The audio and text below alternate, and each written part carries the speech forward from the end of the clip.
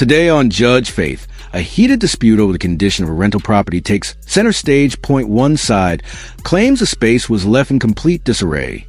The other insists it was returned in the same condition it was originally received. Was the property damaged and mishandled? Or is this simply a disagreement over expectations?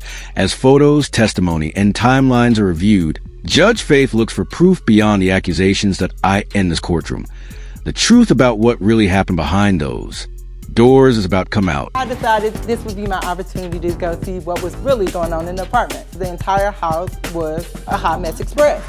I did call him the N-word one time. Because he sat there calling me a cracker. Calm down. Listen.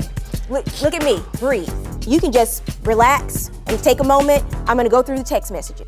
Faith Jenkins built her legal reputation through excellence and determination. She graduated at the top of her law school class, setting the standard for a career defined by discipline and achievement. From there, she moved quickly into the demanding world of prosecution in New York City as a prosecutor. She earned respect for her sharp preparation and confident presence in the courtroom. Her legal insight later made her a trusted analyst on national television, where she broke down complex cases for viewers across the country. Today, she presides over her own courtroom, where real people bring real disputes. Here, the conflicts are genuine, the stakes are personal, and the decisions carry weight. When Judge Faith announces her ruling, it is firm and final. She is Judge Faith that I end today's case. Landlord Demi Drummer brings a claim against his former tenant. He says the tenancy was filled with ongoing problems and unpaid obligations. According to Demi, he is owed back rent, the security deposit, and compensation for damage to the property. He also alleges that certain items went missing from the rental. For him, this lawsuit is about recovering financial losses and restoring accountability. The defendant, Mickey Brown, strongly disputes those claims. She argues that she does not owe additional money and believes the situation unfolded differently. Mickey describes her former landlord as unprofessional and difficult to deal with. She has filed counterclaims of her own, seeking compensation related to her dog, along with claims of defamation, harassment, and emotional distress. Now Judge Faith must examine both sides carefully to determine what truly happened during this rental relationship. Was the property mishandled, or did communication break down beyond repair?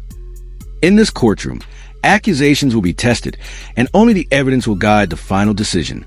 Rise. Court is in session. The Honorable Judge Faith Jenkins presiding. Please be seated. Your Honor, the litigants have been sworn in. This is the case of Drummer versus Brown. Thank you, Juan. Demi Drummer? Yes, Your Honor. You were suing the defendant, Mickey Brown, for $2,206 for unpaid rent, security deposit, property damage, and stolen property? Yes, Your Honor. And you are countersuing, ma'am, for $5,000 for defamation of character, harassment, pain and suffering, and the cost of a dog. Correct. Okay, why don't we start with you, sir? Let me ask you, I understand that Ms. Brown was a tenant of yours in a property at some point. Yes, Your Honor. Can you tell me the dates? The dates was between mid-June to early July, 2015. So just 1 month? 1 week. A little less than that, yeah, 1 week, like she said. 1 week. Okay, was there a written agreement between the two of you? No, we never got to that point. So we're talking about 1 month, no written lease, and you say she never paid any money to live there, 1 right? week. Okay, so take me from the beginning. Tell me what happened. So I met Michelle she gave me a call through a Craigslist ad I put up for an apartment I had for rent in my 4-family house. She gave me this sob story that at her previous apartment, she lost everything due to an electrical fire, and she had nothing, and she was staying out of an extended stay hotel with her husband, and... That is a sad story. So what happened? It was sad at the time. I was like, oh my goodness, this is terrible. Nobody should have to go through this traumatic thing or whatever. So why are you telling me that? Because what? Did you get a security deposit from her? No, I did not. Did you get any rent from her? No, I did not. Okay, you let her move in without giving you any money. Correct, because I fell for her story. I'm 24. You're 24, but okay. I look 16, and you, you know. And you own an apartment building, right? Yes, I do. Do you live there? I do. Okay, so Yes. you live in one of the units? Yes. But how many units are in the building? There are 4, 2 bedrooms each, 1 bathroom. Okay, so you, at 24 years old, you own a 4 apartment unit building. Your Honor, you ain't got to toot my horn like that. But yes, I just want to get this established. Yes. Right, these are the facts, right? let's put that out there, okay. Okay, because most landlords don't allow people to move into their apartments without giving them any money. I'm inexperienced. It's kind of new to me. I just That was a owned the rookie house for mistake. about yeah, that was a big rookie mistake. Real Okay, big. go ahead. So what happens? Why did you do that? She's telling me all these things like she's at a really low point in her life, and you know I'm a Gemini. I'm emotional, so I'm like, oh my goodness, if I went through a fire and like lost all my clothes I done got from Goodwill and all that stuff, I'd just be out of it. So I'm like, you know what, forget whatever process I have in checking in tenants and all that, because I had other people I could have looked at and moved in. And so I said, you know what, I feel for you. I want to alleviate the pain that you're going through right now. I will give you the keys to the apartment today. And here we are today. And here How did we that work are out today. for you? Sadly. So, what do you say the conversation was, ma'am, when you moved in? We had an electrical fire, and that's what I called and I told him about it. I never told him I lost everything. I didn't lose everything. I lost a lot. I lost my home until it's being redone. I'm sorry to hear that. That's okay. That's what insurance is for. I want to understand the arrangement the two of you had, because you moved in and didn't pay anything, and now he's suing you. We had no What was the arrangement. arrangement? We had no arrangement. What was the agreement? There was none. That the next month. Was there no understanding that you would pay There was rent? no lease signed. I never established, I only lived there 7 days. I never established residency. I never brought in any kind of furniture. I wanted nothing to do with that place. But you expected to pay rent at some point, right? Yeah, I mean, if I was gonna stay there, but I didn't stay there, and I had no plan on staying You only there. lived there for 7 days. I remodeled the kitchen for him while I was there. In 7 days? Yes, I did. Let me stop you. Let me help you understand something. There does not have to be a written lease in Right. place for you to owe rent. When you move in somewhere and you agree to be a tenant and you agree to live there, you gotta pay. He told me if I did the kitchen, I wouldn't have to pay till August. Okay. When? Did you say that? Her memory is clearly fogged. I redid. I Did you tell her if she remodeled the kitchen, she did not have to pay rent until August? First off, we came to that agreement when she called me proposing that she painted my kitchen cabinets and redid the floor. Because I previously told her that when she moved in that I may be in from time to time to make improvements on the apartment. I would have never came to that agreement if she didn't approach me about it. And the agreement was that she would do that to cover the June's rent. That's all, nothing more. Coming up on Judge Faith, did this rental situation spiral completely out of control? One side claims the property was left in terrible condition. The other insists the accusations are exaggerated and unfair.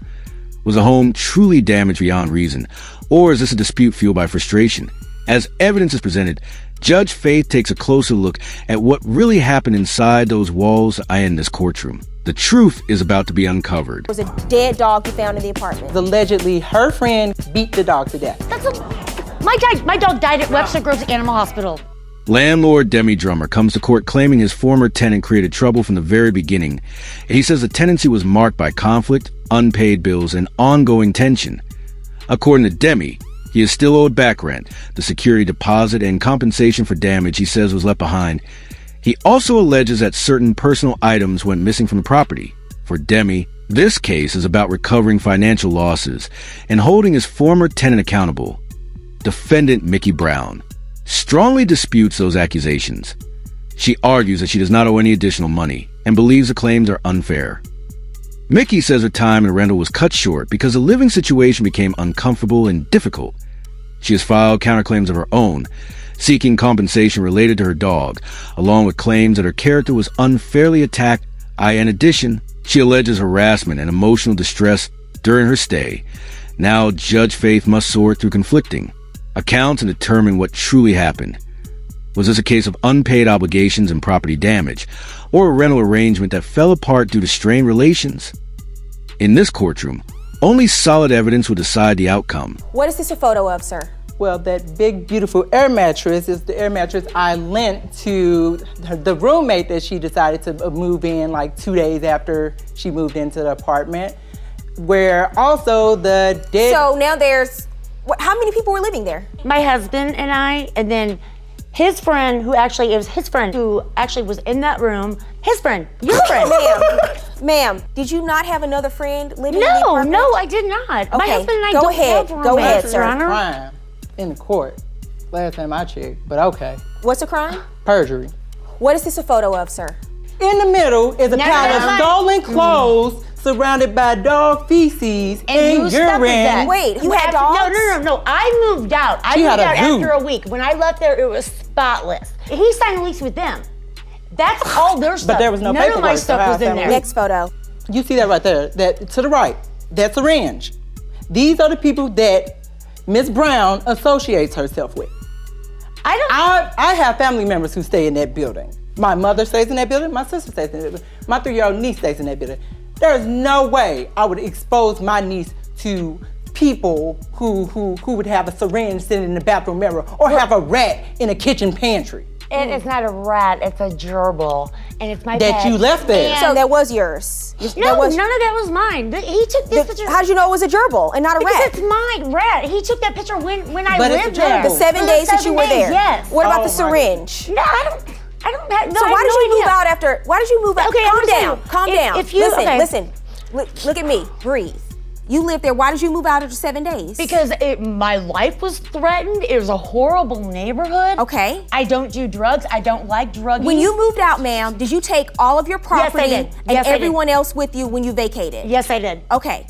Sir, my question for you is, what was the reason she gave you claim, for not paying rent or for being late? So for July's rent, we were having a back and forth because I stated to her that I was kind of uncomfortable with the people she was bringing around to the household.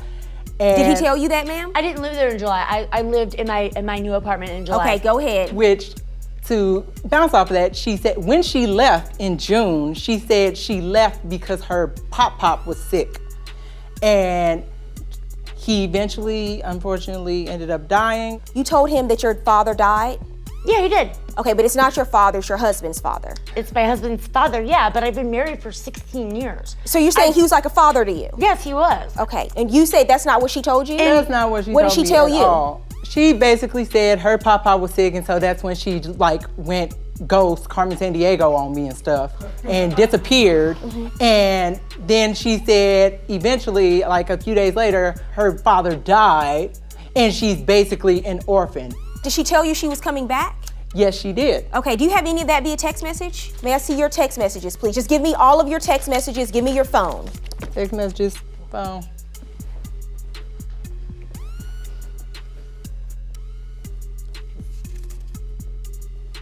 Friday, June 26th. He writes to you, hey, I'm going out of town Sunday for a week. I expect the lease to be signed by then. If a lease is not signed before I leave, I'll have no other choice but to start the eviction process. I'm uncomfortable with having someone I do not know stay in this building while neither one of you are present with a number of animals. Someone else was there with animals. Who's that person? No, they were watching my 2 dogs. Who's that person? His friend, who actually, it was his friend. Okay, ma'am, you gotta stop. Because these are obviously people you know who are in the apartment. We both knew them. Okay, forget who he knows.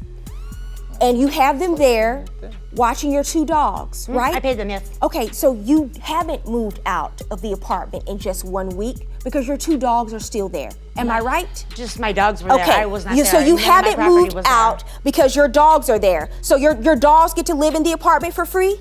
They were sleeping outside, and he. That's not what you said. That's not what you said. And he. Can I tell you something? No, ma'am? you can't. So so we went from you're moved out after a week. No one's there except his friends. But now you have 2 people there watching your 2 dogs. Am I right? No. 4 dogs, cat, and rat. And your gerbil. You write to him. My pop has now passed away. I'm officially an orphan. Yes, I did say that. Because my mom died, and now my dad is dead. Okay. Okay. He writes to you. He's complaining because there are people there that he says are selling drugs and trying to sell stuff to his tenants. He writes this to you. You say, don't worry, no one's safety is in jeopardy. He writes back to you, I'm not worried about that, I'm worried about my property. Oh, this is interesting. My pop left me a very large life insurance policy and I'm the sole beneficiary. He did? He didn't leave it to your Not very husband? large, but yeah, he left me money. Yes, he did. Okay, he left you a life insurance Well, policy. my husband and I, yes. She said she was blowing her nose with $20 bills. It seemed like there was a lot of text messages that were missing, where he told me that. Ma'am, what is clear to me is you wanted to generate sympathy for yourself. No, I did to not. prolong the fact that you were still there and you had not signed a lease, you had not paid any rent, and you were trying to buy yourself. Coming up on Judge Faith, do the text messages reveal what really happened? Private conversations move into the spotlight as both sides rely on digital proof. What was said and how it was said could change everything. Are those messages clear evidence or open to interpretation? Judge Faith reviews the exchanges carefully, looking beyond emotion and into the facts in this courtroom. Even a single text can tip the scales of justice. Took it to that level. Demi Drummer claims his former tenant, Mickey Brown, failed to pay rent and left the apartment badly damaged. He's suing for unpaid rent, the security deposit, property damage, and items he says are missing. Mickey Brown disputes those claims. She says her 7-day stay was unbearable and insists she doesn't know anything. She's countersuing for expenses related to her dog, along with claims of harassment and emotional distress. Now Judge Faith must decide who is responsible and who owes what. Your counterclaim about, ma'am. Harassment. First of all, look at the real text messages from you. 337. I would like to Please, see give me these. the text messages. Juan, hand those to me, please. How did he Where harass you? He talks about how my dad is dead now, along with my dead dog, where they're supposed to be. Did you know the two people that she's saying are your friends? Did you know them prior to her moving in? I wouldn't have known them from a can of paint. Okay. Until she introduced me to them, and yet those two are responsible for my property being stolen. So, Not true. with that Oh my being said, God. let's continue to what the question was. What were the circumstances of, you say the dog, there was a dead dog you found in the apartment? Allegedly, her friend beat the dog to death. Now, previously, I never entered her apartment because I try to be a professional landlord and respect people's privacy. So, being concerned for the animals because there was a nasty smell emanating from the apartment throughout the house, I decided this would be my opportunity to go see what was really going on in the apartment. So I entered the apartment, see nothing but feces and urine and dog fur. So I go into that room, and on that wonderful air mattress which I provided to them, I saw a dog that was motionless. I saw the dog, I'm like, oh my good, oh, that dog dead. And so I left the room and continued exploring because the entire house was a hot mess express. So I saw clothes on the floor in a basket that looked familiar. I grabbed that basket, went to my tenant, stolen clothes. They stole from other tenants. I called Miss Brown and said her dog was dead and she came to get the dog. Okay, let me ask you something. My dog died at Webster Groves Animal Hospital. After that, did she ever come back to the apartment again? After she got her dog, she never came back to the apartment. You never heard from her again? Oh, I heard from her after that. Your Honor, things went way downhill after that. Okay, and I'm looking at the text messages. Why don't you stand up? Okay, what is it that you want me to see, sir? She asked about the dogs. I wasn't concerned about the dogs. I just wanted her gone. I found out the dog was dead. She's starting to get ignorant. I said, good luck with whatever's going on and your dead dog. Then she just went out of control. The N-word, I'm N-word this. The only good N-word is a dead N-word. My grandpa used to own N-words. I'm the scum of the earth. Did you say that to him? I did call him the N-word one time. Because he sat there calling me a cracker. Here, Demi. Oh, hold on a go over the second, hold on a text second, hold on You a call me. Mr. Drummer never calls you any names. Oh, really?